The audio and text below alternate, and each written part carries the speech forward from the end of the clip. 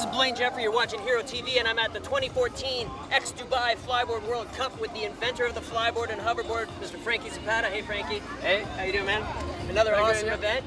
Yes, awesome event. Honestly, it's not about me, it's about the riders. They did something amazing, an amazing show.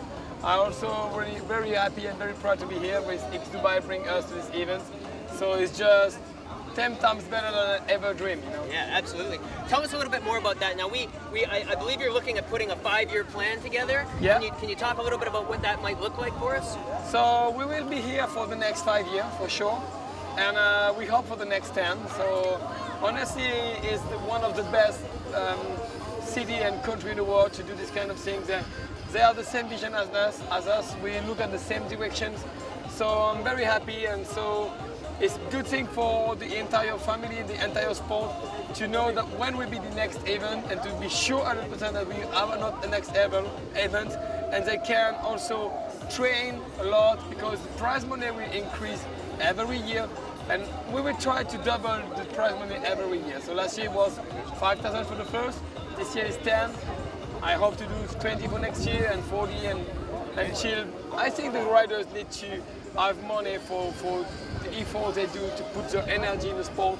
So sure, that's the way I want to go.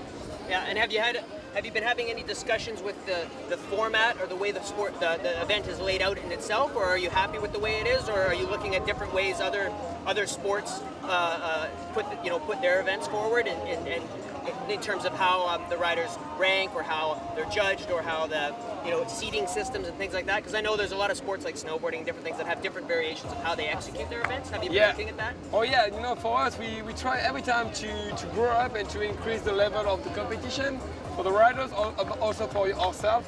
I saw in Toronto that the level was so tight that it was not possible to judge. For me, technically, it was very hard. So now this year, it's 4 tricks that I have to do on the routine until the end of the competition. So I can make some points, because it's very easier for me to compare double backflip to a double backflip, sure, and spin backflip to spin backflip. It's very hard for me to compare a double spin with a double backflip with a spin backflip. So everybody had their skill in Toronto, but no rider did the same. So now they have to do a minimum of the 4 hardest tricks at training. So, and I can give a point on that, So we will try to increase and to become better and better every year, for sure. And we will try to push the riders to the maximum, and we will also work more on the materials. So we will increase the capacity of the flyboard, of the hose, of everything. We already have the wireless, so now it's working perfectly. We have 0 fail on the competition, so I'm very happy about that. So Did you think about that when you were thinking about implementing it this year, that some of these guys had never touched it before? Were you thinking that maybe this will shock them a little bit in terms of having to use it on this big stage? No, because when I developed the wireless, it's for this reason. It took me a long time. It's because it has to be the same as the wire one. No difference. It has to be exactly the same feeling.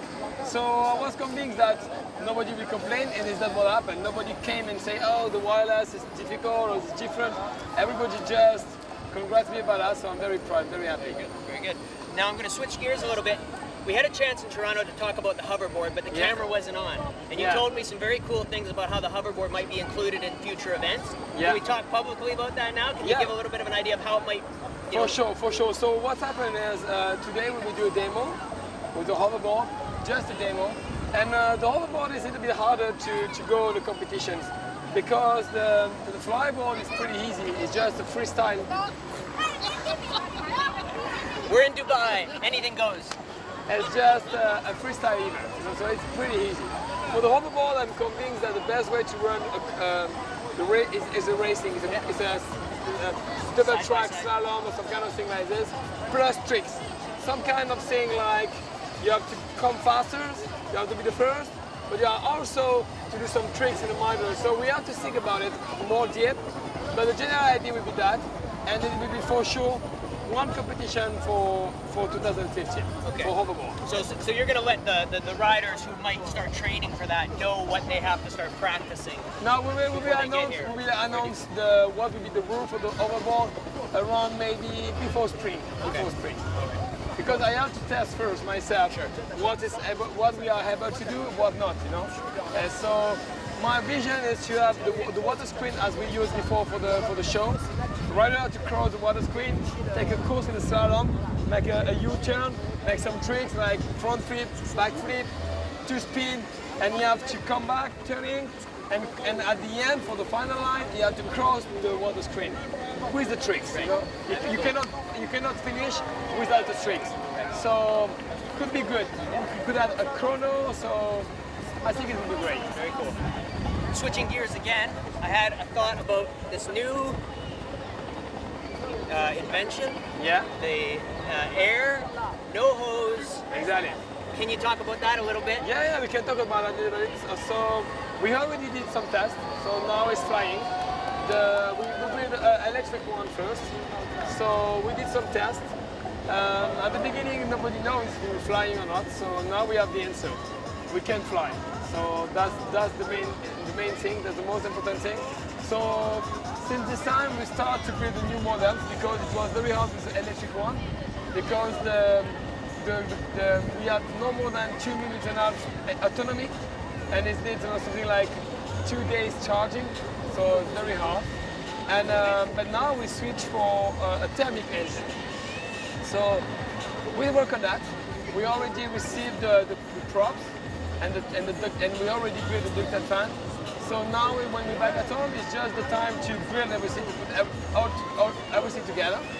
And let's see. And depending how that goes, then you might decide on some kind of video release, some kind of teaser again. Yeah. So we will do a teasers for that. Honestly, you know, it's.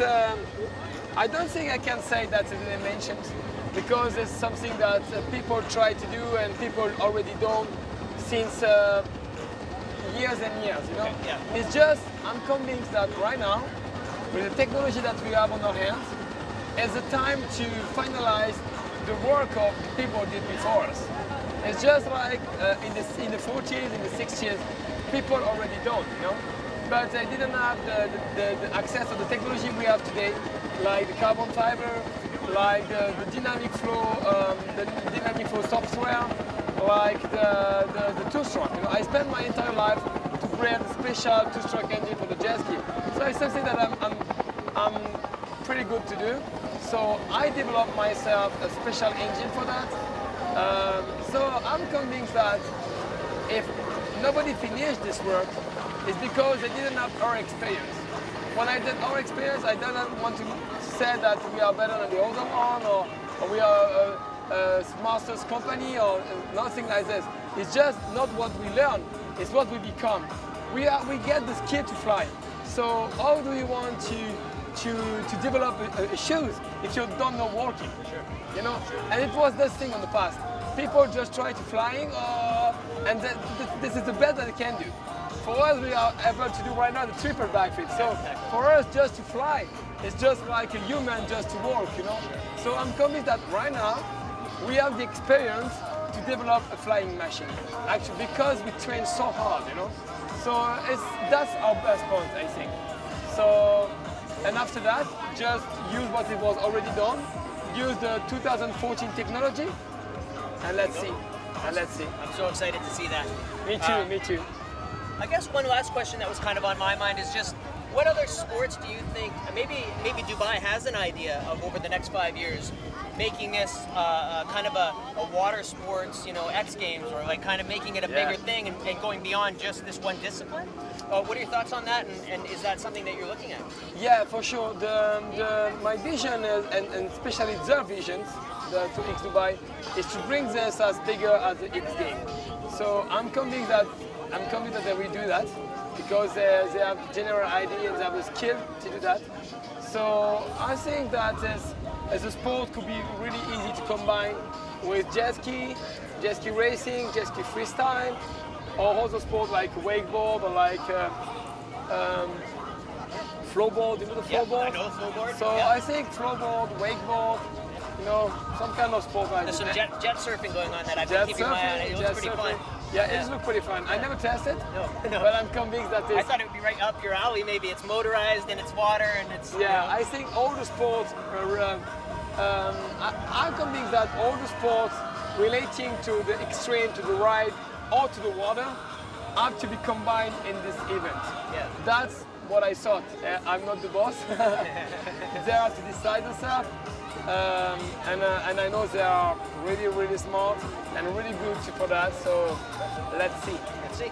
Hey, thanks very much for taking the time. I want to go out there and get wet, so we're gonna. Yeah, now you have to fly. Yeah, now I gotta go fly. That's not gonna look good. But thanks for watching. Thank you, everybody. Awesome.